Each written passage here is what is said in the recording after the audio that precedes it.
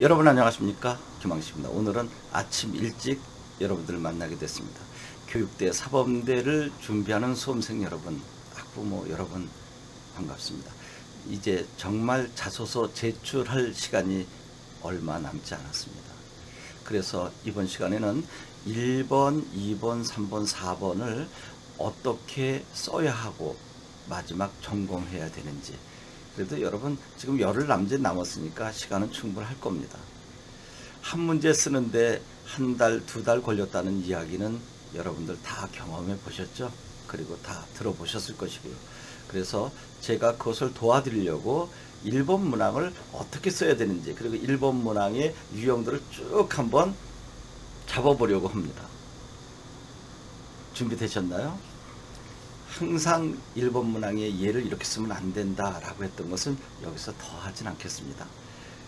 제일 중요한 것은 나열식으로 구성하면 안 된다는 것입니다. 그리고 1번 유형은 여러분 수업에 관한 전체적인 것, 즉 학업에 관한 전체적인 윤곽을 잡아서 가는 경우도 있어요.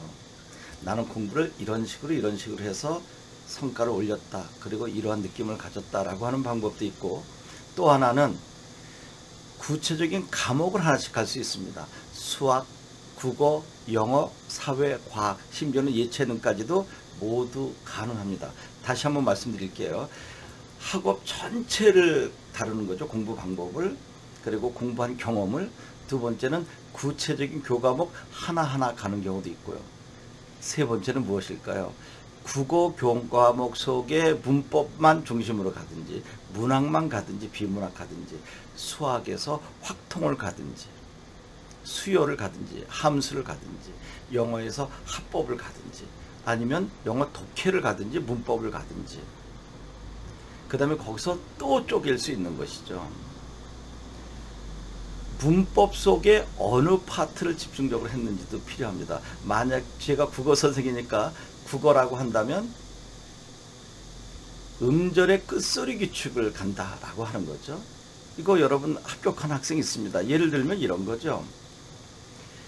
우리 어머니는 주변에서 통장을 하는데, 이거 실제로 있었던 일입니다. 주변 많은 사람들과 이렇게 매일 대화를 나눈다.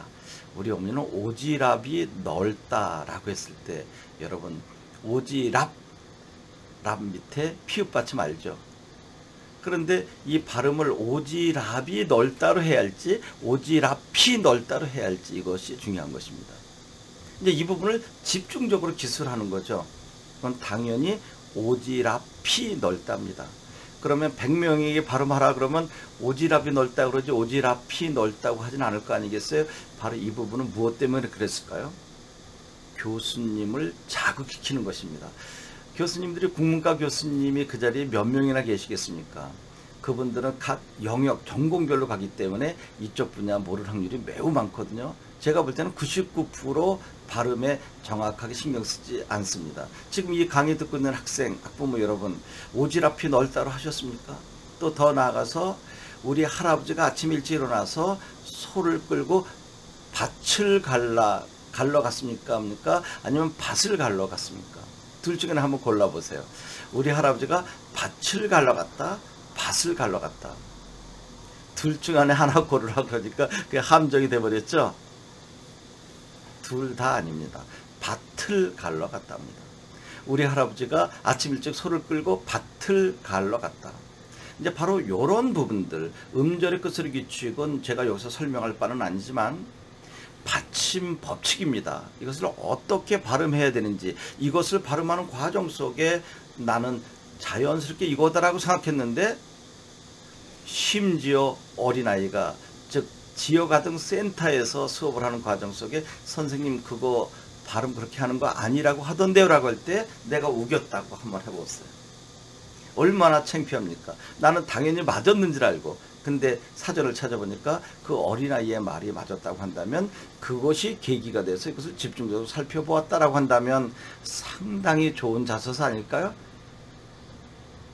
제가 한다면 그랬죠. 실제로 해서 교대를 갔습니다. 여러분 1번 문항이 이런 것입니다.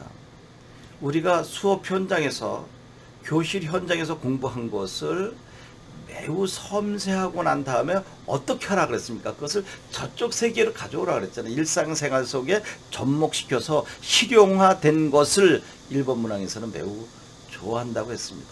사실 저는 이 국어 속에서도 조금 전에 이야기한 문법 파트에서도 또 수십 개, 수백 개, 비문학에서도, 문학 파트에서도 얼마든지 일본에 쓸 거리가 많다라고 하는 것을 야심차게 보여주고 싶어서 지금 천천히 차근차근 하고 있는 건데, 또 일본 문학 다른 예를 다음 시간에 또 보여드리도록 하겠습니다.